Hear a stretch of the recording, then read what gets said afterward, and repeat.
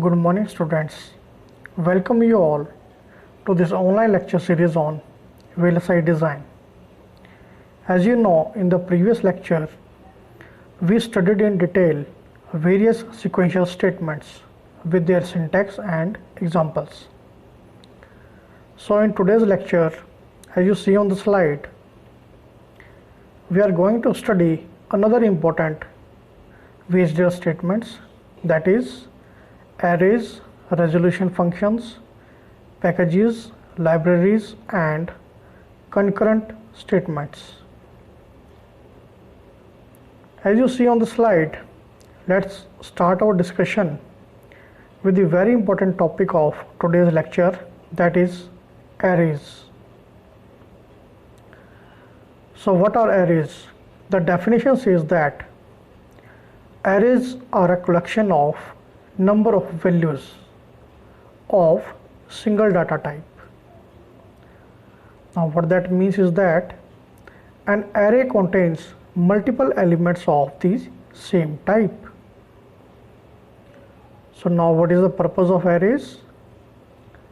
The purpose is very clear from its definition, which says that arrays are used in VHDL to create a group of elements, and those are of same type.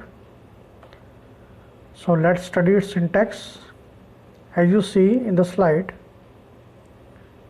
an array is always declared for particular range of values of the same data elements.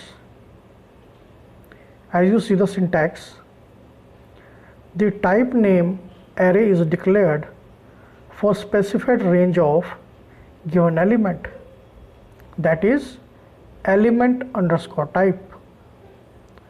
Also, it must be noted that the arrays are always declared in such a way that they can be easily used in the package or in the entity or in architecture. So arrays can be used in procedures or functions which are the part of the VHDL code. As you see in the first example, the nibble array is defined, which has values varied from 3 down to 0. And similarly, the RAM array is defined for integer values varying from 0 to 31. So in this way, the array is declared inside the VHDL code. Let's take the second example. Here the T memory array is defined, whose values are of range 0 to 127. And in this array, the logic vector whose values changes from 7 down to 0 are used. Similarly, the array T integer array is defined, whose values are varying from 0 to 15, which is defined in the variable. So as you observed these two examples, in this way the arrays are used inside the VHDL codes. I hope you have now understanding of this topic of arrays. Now let's move to the next topic for the study of resolution functions. So what are resolution functions? The definition says that a resolution function is the function that defines how the values of multiple sources of a signal are to be resolved. Where it to be resolved? These to be resolved into single value for the given signal. Now what that means is that the resolution function defines how values from multiple sources or multiple drivers are resolved into a single value. Now what is the purpose of resolution functions? The main purpose of these functions is that they allows multiple values to drive a single signal, and these should be at the same time. So let's study its syntax. As you see on the slide, the syntax shows that the specifications of the resolution function is same as like ordinary functions. Now there is only one requirement, that these must be pure in nature. As you see, the resolution function name is declared in such a way that it returns the value type. Let's study few examples. In the first example, as you see, the resolution function std logic is declared for various standard types. These are u, x, 0, 1, z, w, l, h and underscore. Now below that another resolution function is declared, which is standard u logic vector, which is returning the same value as defined in the standard logic. Again, the resolved function is used, which is returning the same value as defined above for the resolution function standard u logic vector. So after that the program is executed as per these defined values. I hope you have now thorough understanding of this topic of resolution functions. So let's take next topic, that is packages. So what are packages? A package in VHDL is a collection of functions, procedures and shared variables. Also we can say that it is a collection of various components such as constants, files, types and subtypes. Now what is the purpose of packages? The main purpose of package is to declare shareable components, and these shared components are basically various signals or files which can be of different types and subtypes as mentioned earlier. So let's study its syntax. As you see on the slide, the syntax shows that a package consists of package declaration, which is mandatory, such as package name here. Now this must be keep in mind that a package may or may not contain a single optional package, which can be inside the package body in a VHDL program. Let's study few examples to understand this topic thoroughly.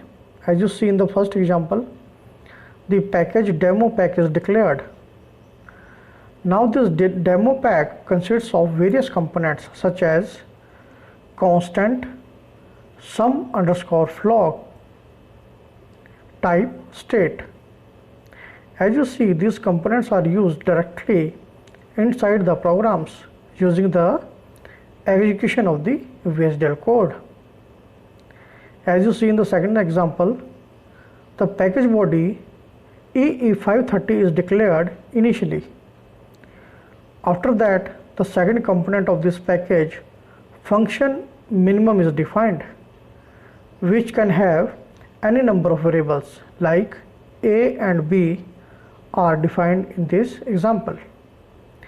These variables are frequently used inside the program body and returns with some values at the end. As you see, the value C is returned here. So in this way the package is defined inside the VHDL codes. I hope you have now thorough understanding of this topic of packages. Now let's take another topic, that is libraries. So what are libraries? The definition says that VHDL libraries are used to store commonly used packages and entities. So the purpose of this library is clear, that they are used to store common packages and elements which are frequently used in the VHDL codes. So let's study its syntax. As you see on the slide, the syntax show that shows that library is defined at the start of the VHDL program. So library is defined as per built-in libraries and packages such as IEEE.std_logic1164, and for signed numbers another library package, that is IEEE.stdlogic signed, is used. Let's study a few examples to understand this topic. In the first example, the built-in library library_name.package_name is used. Similarly, another library package lib_name is used. As you see in the second example, the library function is declared at the top, which is IEEE library, which uses IEEE.stdlogic1164. So this package is used for the processing and execution of the given VHDL code, which is written below. So as you see, this is the example of 4:1 mux. So the mux logic is executed after the library declaration is done at the top of the VHDL code. I hope you have now thorough understanding of this topic of libraries. Now let's move to the next slide for the study of concurrent statements. So what are the concurrent statements? The definition says that a concurrent statement in VHDL is a signal assignment within the architecture. But one thing must be kept in mind, that a concurrent statement is always outside the main construct of the main program. Now what is the purpose of this concurrent statement? The main purpose of this statement is that this provides the signal assignment inside the program body. As you see its syntax, a concurrent signal assignment assigns a new value to the target or target signal using an given expression. As you see, the signal_name is declared as per the given expression. So one thing is clear from its syntax, that it can take into account the delay also, as you see in the second syntax statement. So let's take few examples. As you see in the first example, inside the architecture, CONC of half adder is defined, and concurrent statement sum and carry are assigned values as per logical outcome of given expression. So where the sum is assigned values which is equal to A, X or B, and carry is assigned value which is equal to A and B. So in this way the concurrent statements are used inside the VHDL codes. Let's take second example, where the SEQ of half adder is defined in such a way that concurrent statement of process A and B is assigned new values. As you see, the sum is the logical outcome of A, X or B, and carry is assigned value as per logical outcome of A and B. So I hope you have now thorough understanding of this topic of concurrent statements. So this was all about today's lecture, where we studied in detail various VHDL statements with their syntax and examples. So as you see on the next slide, in the next lecture we shall start new topic where we study basic details of VHDL. So we shall study in detail what is computer aided design and what are these CAD tools which are used in the digital systems, hardware description language, and introduction of VHDL. So we shall discuss these topics with suitable examples in the next lecture. Thank you.